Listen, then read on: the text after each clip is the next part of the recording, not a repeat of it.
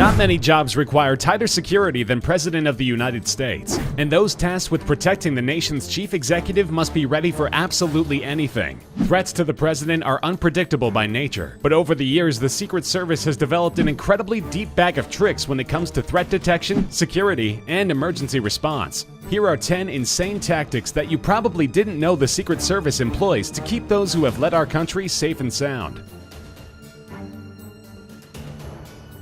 First and foremost, any immediate threat to the president's safety must be dealt with swiftly and decisively. The presidential limousine, which bears the unofficial codename The Beast, is always accompanied by a phalanx of vehicles, one of which is invariably a discreet black van, several vehicles behind the president. This van carries the Counter-Assault Team, or CAT, which has one specific duty. In the event of an attack on the motorcade, the president's protective detail, the agents who accompany him directly, will hustle him to safety while the counter-sniper units scan the area for hidden dangers. Meanwhile, the CAT will directly engage the threat, with what one former agent calls an unbelievable amount of suppressive fire.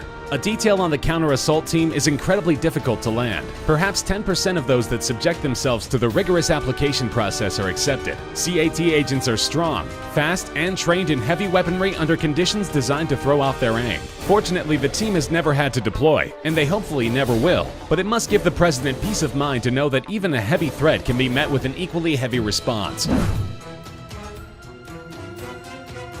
The Beast itself is a heavily modified Cadillac limousine, with emphasis on the word heavily. It's weighed down with over 7 tons of armor, which is up to 8 inches thick, heavy enough to stop an improvised explosive device or high-caliber gunfire. But Secret Service agents must be prepared for every possible scenario, and in the event that the president does sustain an injury, he wouldn't have to wait to get to the hospital for treatment to be administered. That's because of a special feature in the trunk, a fully equipped blood bank, with plasma matching the president's type. Agents are fully trained in emergency medical procedures, with a focus on 10-minute medicine. That is, keeping the president alive long enough to get to a trauma center, one of which is always nearby whenever the president's travel route is planned. This focus on quick medical intervention saved the life of President Reagan when he was shot in 1981. His injury was initially thought to be minor, and he was en route to the security of the White House before an agent correctly diagnosed a punctured lung and rerouted the president to a local hospital.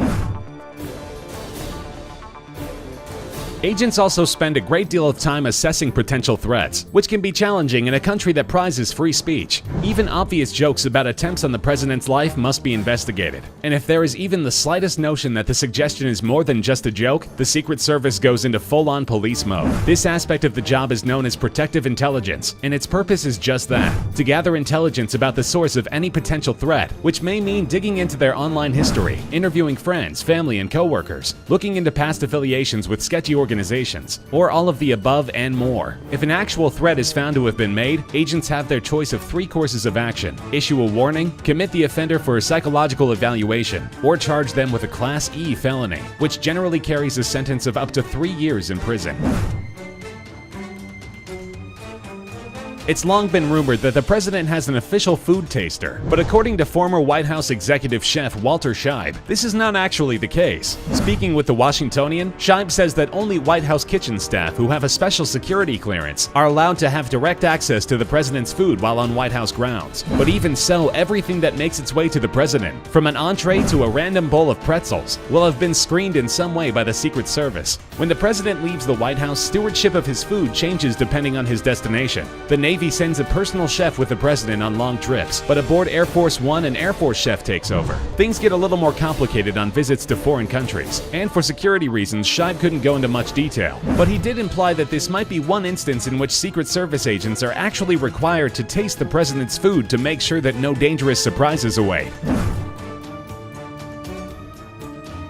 With all the handwriting analysis techniques available to modern investigators, writing an anonymous threatening letter isn't the greatest idea, especially to the president. But it still happens, and it turns out that the authors are even less anonymous than they thought. The Secret Service and FBI have teamed up to create a one-of-a-kind ink library that can reveal an incredible amount of information about suspicious documents. It contains samples of virtually every ink ever produced dating back to the 1920s, and it's far from just anonymous letters that come under its scrutiny. Falsified documents from accounting ledgers managers to autograph baseballs have been busted by the library, using a triple-stage investigative process that can identify pretty much any ink on any document that anyone could ever produce. The library is not only in the constant process of refining and improving its techniques, but is also looking to go all digital in the near future, which will greatly speed up its testing process. Anonymous scribes, take note. If your handwriting doesn't give you away, the ink you use just might.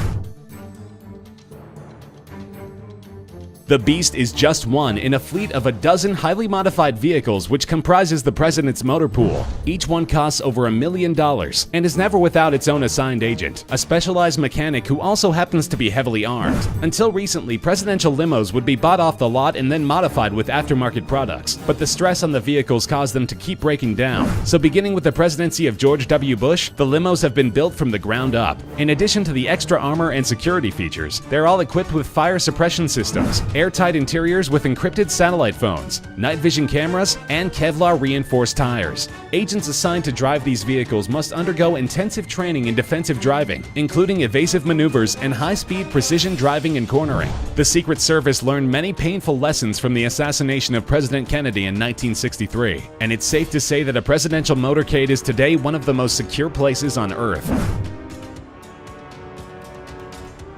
Some presidential outings may seem impromptu, like a trip across the street to a park for a photo op, but exactly none of them are.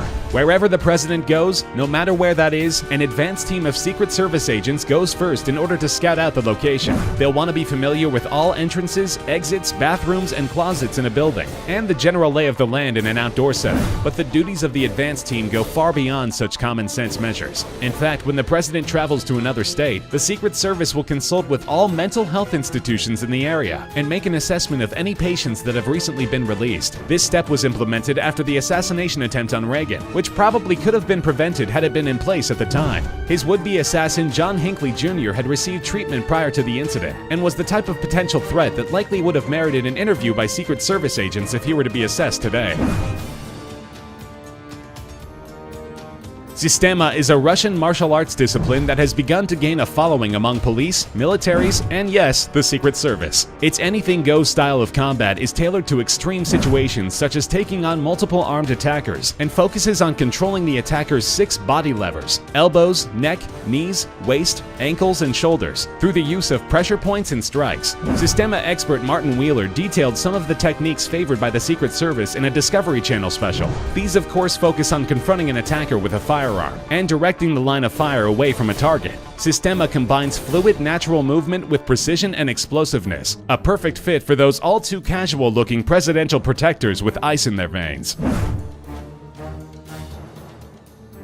When dealing with large crowds, Secret Service agents must constantly be on the lookout. You may think that they're simply scanning the crowd for dangerous-looking characters, but that's a bit of an oversimplification. Nearly any serious threat to the president is going to involve a firearm of some kind, and agents are very specifically trained to spot the many telltale signs that someone might be carrying a gun. First, an agent can near instantly tell if a subject is left or right-handed, based on the presence of jewelry, actions such as lighting a cigarette, and how they hold their weight. Once that dominant side is determined, they can watch for a security feel, a nervous, nearly subconscious check characteristic of shooters to make sure the weapon is still there, especially when changing positions, like going from sitting to standing. The subject may stiffen up on the side of their body the weapon is on to keep it from moving around, or adjust their clothing excessively. Baggy clothing is also a potential warning sign, especially in warm weather, as it can conceal the weight of a firearm to an extent. There are other giveaways that can alert Secret Service agents long before a potential shooter even knows they've been registered as a threat, but they can't give all of their secrets away.